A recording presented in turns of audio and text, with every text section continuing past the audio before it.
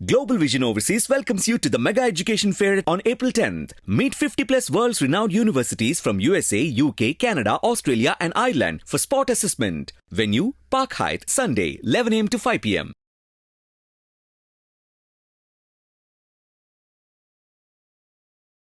నమస్తే, welcome to our programme law and order. Maintenance కేసుల విషయాల్లో కోర్టు నుంచి మెయింటెనెన్స్కి సంబంధించిన ఆర్డర్స్ పాస్ అయిన తర్వాత కూడా అమౌంట్ అనేది కట్టకపోతే ఏం చేయాలి, లీగల్గా ఎలా ప్రొసీడ్ అవ్వాలి, ఈ విషయాల గురించి మనందరికీ కూడా క్లియర్గా తెలియచేయడానికి మనతో ఉన్నారు హైకోర్టు సీనియర్ అడ్వకేట్ అయిన T.K.Sreedhar గారు. నమస్తే అండి. నమస్కారం అమ్మా. శ్రీధర్ గారు, ఈ మధ్య కాలంలో గత కొన్ని సంవత్సరాల నుంచి మీరు ఆల్రెడీ చూస్తూనే ఉండుంటారు, విడాకులు కావచ్చు, భార్యాభర్తల గొడవలకు సంబంధించి కావచ్చు, విపరీతంగా పెరిగిపోయాయి.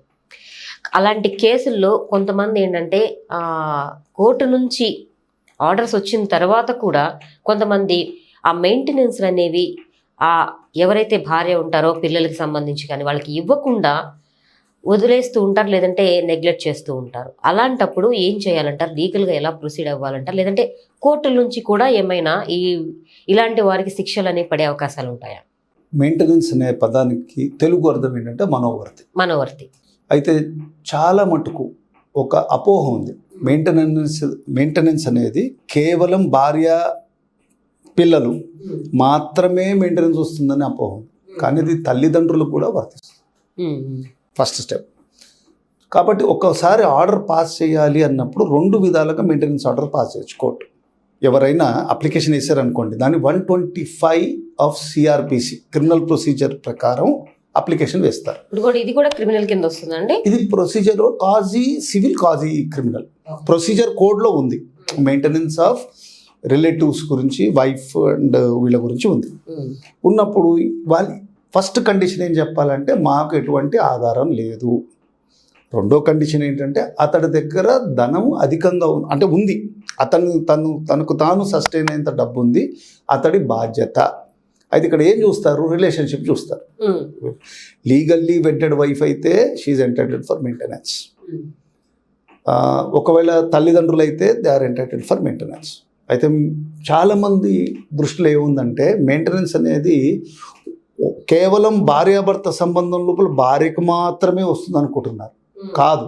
ఒకవేళ భర్త అంగవైకల్యంతో కానీ మానసికమైన బాధలో ఉండి భార్యకి ఆస్తి ఉన్నా, తనకి ధనానికి ఆస్కారం ఉన్నా, అంటే ధన సంపాదన చేస్తున్నా భర్త కూడా మెయింటెనెన్స్ వేయవచ్చు. భార్యల మీద భర్త కూడా వేసే మెయింటెనెన్స్ కేసులు. కాబట్టి ఇది ఏంటంటే, ఇది సోషల్ లెజిస్లేషన్. మీరు అడిగిన రెండో ప్రశ్న ఏంటంటే, ఈ ఆర్డర్ ఏ స్టేజెస్లో పాస్ అవ్వాలి? ఒకటి ఇంటీరియం మెయింటెనెన్స్ అంటారు. సపోజ్ ఎవరైనా 20,000 రూపాయలు మాకు మెయింటెనెన్స్ కావాలన్నప్పుడు కోర్టు వారు ఏం చేస్తారంటే, రెండు స్టేజెస్లో నోటీస్ ఇచ్చైనా నోటీస్ ఇవ్వకుండా అయినా 10,000 గ్రాంట్ చేసింది అనుకోండి. ఎందుకంటే వీళ్ళు దాఖలు చేసి ఉంటారు కదా డాక్యుమెంట్స్, అతని శాలరీ సర్టిఫికేటు, ఆస్తి వివరాలు చేసినట్టు పాస్ చేస్తారు. పాస్ చేసిందే అతడు కంటెస్ట్ చేయాలి. నా దగ్గర లేదను, నేను ఉద్యోగం చేయట్లేదను, నాకు అసలు ఆస్తే లేదు, నేను ఆమె కట్టను, లేడీ అయితే నేను కట్టను. ఎందుకు? ఆమె తనకు తానే నన్ను వదిలి తల్లిగారింట్లో ఎక్కడో వెళ్ళింది, లేదో వేరే ఇతరత్ర సంబంధంలో ఉంది అనేది అతడు చెప్పగలగాలి. ప్రూవ్ చేస్తేనే అప్పుడు ఆమె మెయింటెనెన్స్కి అనర్హత వస్తుంది. ఇప్పుడు ఈ ఆర్డర్ పాస్ అయినాక కొత్త ట్రెండ్ వచ్చింది. అది ఎవరు కంట్రిబ్యూట్ చేశారో తెలీదు. కోర్టు వారు ఒక ఆర్డర్ పాస్ చేశాక మెయింటెనెన్స్ కట్టనక్కర్లేదు, మేము చూసుకుంటాం, మేము మేనేజ్ చేసుకుంటామని ఒక టైప్ ఆఫ్ యాటిట్యూడ్ లోపల ప్రాక్టీస్ నడుస్తుంది. అంటే ఎట్లా అన్నది అంటే తప్పది, కానీ కోర్టుల్ని ధిక్కరించినట్లే కదా. It becomes contempt of court. One.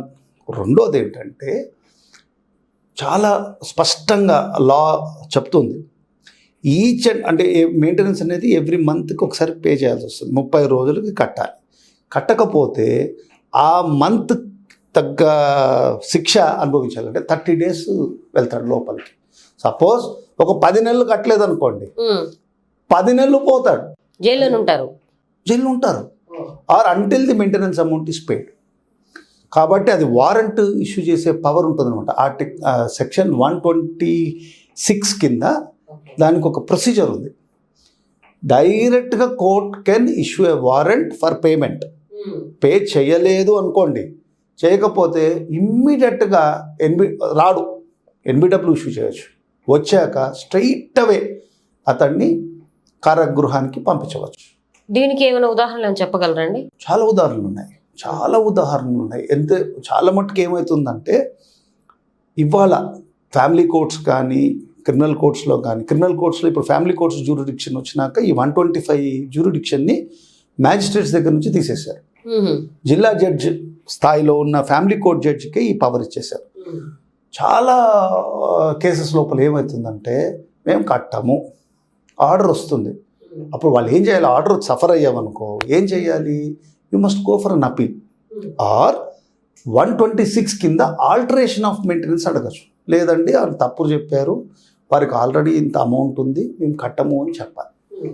ఇట్లా ఉదాహరణలు చెప్పాలంటే, ఇప్పుడు అడ్వకేట్స్ చాలామంది చాలా కేసులు చేస్తున్నారు. మనం ఏదని చెప్పినప్పుడు ఇట్ బికమ్స్ ఏ కామెంట్.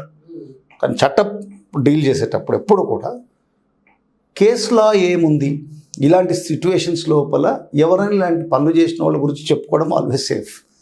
అందుకు చెప్తున్నా, నేను చదివినంత వరకు 3 డిఫరెంట్ కేసెస్లో ఒరిస్సా హైకోర్టు చాలా స్పష్టంగా 33 months అతడు కట్టలేదు మెయింటెనెన్స్, 33 months. అప్పుడు ఒరిస్సా కోర్టు ఏం చేసిందంటే మొత్తం ఎగ్జామిన్ చేసి 33 months ఇంప్రిజన్మెంట్ ఆర్డర్ చేసింది. అంటే ఈచ్ వైలేషన్ ఈజ్. అయితే ఇక్కడ కొంచెం కోర్ట్స్కి ఏమైపోయింది, న్యాయస్థానాలు కూడా ఏదో కట్టేస్తున్నాడు కదా అమ్మ, డబ్బు తీసుకోండి అయిపోతుంది అని అంటారు. అలా ఉండకూడదు. ఎందుకంటే వీళ్ళు చచ్చిపోయే పరిస్థితులు ఉన్నారనే కదా మెయింటెనెన్స్ కోర్టుకు వచ్చినప్పుడు అక్కడ లేదండి అతనికి ఉందో లేదో అనే consideration is not for the courts. కానీ తెలుసో తెలియకో ఇవాళ న్యాయస్థాన సిచ్యువేషన్ ఎట్లుందని, ఏదో డబ్బు వస్తుంది కదా తీసేసుకోండి ఆయన జైలుకు పంపిస్తే ఏమవుతుందని, జైలుకు పంపించడం వల్ల ఏమవుతుందని సెకండరీ. కానీ it has to be done. ఆ ఫియర్ రావాలి. రాజదండము న్యాయదండం లోపల ఆ ఫియర్ రాకపోతే ప్రతి వాడు అదే తప్పు చేస్తారు. తప్పు చేయడం కాదు, ఉల్లంఘించి హీరోయిజం అనుకుంటారు. అది కూడా తప్పే కదండి, హీరోయిజం అనుకోవడం కూడా తప్పే. అది నేరము. మీరు ఇందాక మంచి మాట అన్నారు, కంటెంప్ట్ ఆఫ్ కోర్ట్. అది అప్పుడు కోర్టు నా ఆర్డర్ని నువ్వు వైలేట్ చేసావని ఆ భావనలో రాకపోతే భయం ఎక్కడ వస్తుంది? ఇక్కడ మన కోర్ట్ అన్నప్పుడు ఏ కోర్ట్ అయినా కూడా సమస్యలు సెటిల్ చేసుకోవడం ఈజ్ ఒక ఇష్యూ. కానీ ఒకసారి ఆర్డర్ పాస్ చేసినాక వైలేషన్కి ఛాన్స్ ఇవ్వకూడదు. It has to be implemented. అప్పుడే ఆ సెక్షన్ బెనిఫిషియల్ లెజిస్లేషన్ కదా అది. సో భయం అనేది ఖచ్చితంగా భయం ఎందుకు ఉండాలంటే ఊరికి భయపెట్టమని కాదు నా ఉద్దేశం. ఆర్డర్ పాస్ అయినప్పుడు ఆర్డర్ని నువ్వు గౌరవించాలి. ఎవరికైతే ఆర్డర్ సఫర్ అయినాడో వాడు గౌరవించాలి. ఎవరైనా సరే అతను గౌరవించకుండా అతను ఆమెనో గౌరవించలేదు అనుకోండి, ఇంకా కోర్టు వ్యవస్థ ఎలా పనిచేస్తుంది? దీనివల్ల ఇది one of the reason for docket explosion. నేను మళ్ళీ 10 రోజుల్లో కడతాను అంటాడు, 10 రోజుల్లో మళ్ళీ వస్తాడు, మళ్ళీ టైం తీసుకుంటాడు. దీనివల్ల జడ్జి గారికి ఎంత శ్రమ, ట్రయల్ కోర్ట్స్ లోపల రాయడము, టైం వేస్ట్, వేరే వాళ్ళ కేసెస్ అని కూడా బ్లాక్ అవుతుంది కదా. ఒకసారి ఆర్డర్ పాస్ చేసావు పే. అంటే వీళ్ళు వాళ్ళ పని తప్పించుకోవడం ఎలాగో చూస్తున్నారు కానీ మిగతా ఏమీ ఆలోచించట్లేదు. ఎవరు వాళ్ళ పని తప్పించుకోవడం? అది అమౌంట్ కట్టకుండా నేను కట్టను, నాకు విద్వేషం ఉంది, ఆ అమ్మాయి నా మీద కేసు వేసింది కాబట్టి నేను కట్టను. ఒక్కొక్కసారి అంటారు, మాకు కొన్ని సందర్భాల లోపల మెయింటెనెన్స్ కేసులు కట్టము అని చెప్పి వచ్చిన క్లయింట్స్ కూడా ఉంటారు. ఉన్నప్పుడు నేను ఒకటే అడ్వైజ్ చేస్తాను, don't take law in your hands. Once you have suffered మీరు పే చేసేయండి. సపోజ్ 1 lakh అయింది అనుకోండి, 50,000 కట్టే, తర్వాత 50,000 కట్టే. కానీ లాని బ్రేక్ చేసి తర్వాత కాన్సిక్వెన్సెస్లో పడకూడదు. ఇదేంటంటే ఇది నిజమైన న్యాయపరమైన చర్యలు కాదు. కేసుకు వచ్చినాక ఇద్దరు భార్యాభర్తలకు గొడవలు ఉండొచ్చు, ఎవరికైనా తల్లిదండ్రులకి గొడవలు ఉండొచ్చు, తండ్రి బిడ్డలకి గొడవలు ఉండొచ్చు. మేము కట్టము అనేది ఉండకూడదు. కట్టకపోతే కోర్టు కఠినంగా ఒక్కసారి పంపించింది అనుకోండి, చూడండి మొత్తం మెయింటెనెన్స్ కేసెస్లో ఉన్న వాళ్ళ పరిస్థితులు మారుతుంది. ఇవాళ సఫర్ అయ్యేదే అక్కడ. దాదాపు పిల్లలు చాలా మంది ఉంటారు జైల్లో ఉండరు, భయం వస్తుంది వాళ్ళకి. ఎందుకంటే ఒకవేళ అతడు నేను కట్టలేను అని చెప్పినా కూడా ఆర్డర్ వైప్ అవుట్ కాదు. ఓకే, అతడు ఆస్తి మీద కూడా it will be a charge. Order wipe out కాదు. Unless it is altered.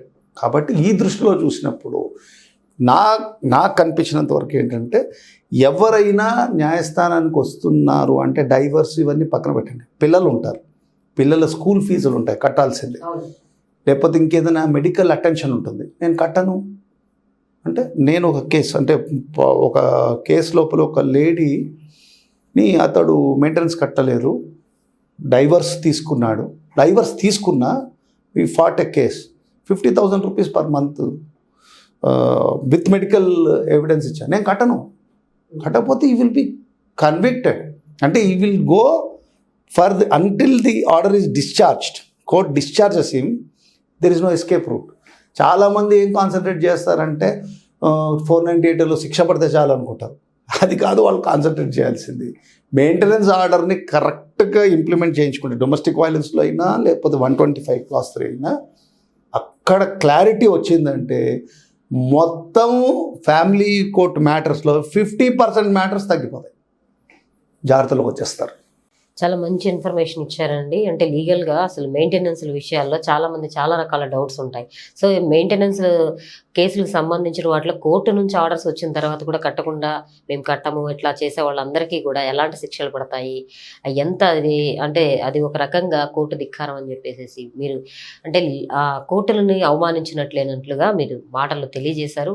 దాని తర్వాత వచ్చే పరిణామాలు కూడా చాలా సివియర్గా ఉంటాయని చెప్పి కూడా తెలియజేశారు. Thank you so much. విన్నారు కదండి, మెయింటెనెన్స్కి సంబంధించిన అమౌంట్లు అనేవి పే చేయకపోతే కోర్టు నుంచి ఆర్డర్స్ వచ్చిన తర్వాత ఎటువంటి పరిణామాలు అనేవి ఉంటాయో మనకు చాలా చక్కగా తెలియజేశారు శ్రీధర్ గారు. ఈ వీడియో కూడా మీ అందరికీ నచ్చుతుందని ఆశిస్తూ మళ్ళీ లా అండ్ ఆర్డర్ ప్రోగ్రామ్లో కలుసుకుందాం. నమస్తే.